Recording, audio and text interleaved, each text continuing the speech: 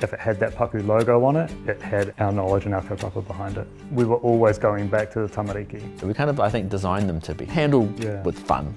Paku Johnson Mutihira toku ingoa. I'm a co-founder of Paku here with my friend Jamie.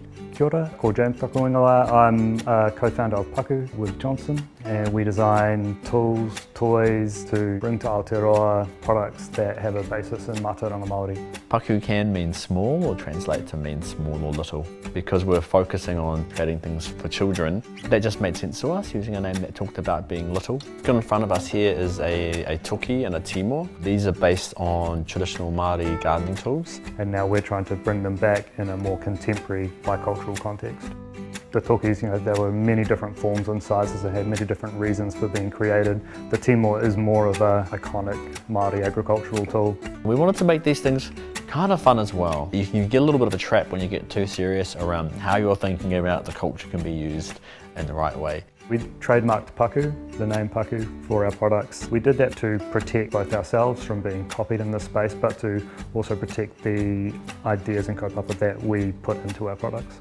We feel very responsible that Paku as a name is associated with us using mātauranga Māori as part of the design of our items. I think this is a really cool place where mātauranga Pākehā and mātauranga Māori really came into play. We used a IP attorney to guide us through that process of getting a trademark. Having Paku as a trademark for the business, I think, just gives us confidence that we can continue to create items for our tamariki, for our whānau. We know the brand will only get used on things that we've taken through our process into our communities. There is a lot of work around the use of te reo Māori in terms of products. I know that with Paku it still had to go through a process of being signed off essentially by a team of Māori experts, I think, in IP and language, and once it goes through that panel process then we're allowed to use it as well.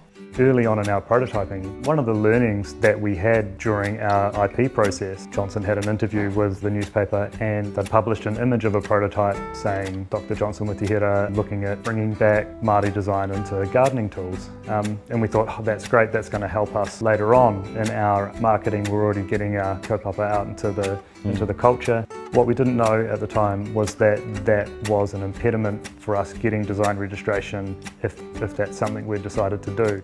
Our main customer, our main culture that we're trying to sell into is Aotearoa, so it's really important that we're trademarked and protected here. We have this massive list of things we want to design that could go through our Paku lens. There's no reason why your toothbrush or your broom or your chair, why shouldn't that be seen through that same lens? We want Paku to be that design company that is trusted in bringing those items to the people of Aotearoa. We still both have young families. We want our kids to grow up connected to the culture of Aotearoa, whether they're Pākehā or Māori. We just want to nail it here, and if other people are interested, that's cool.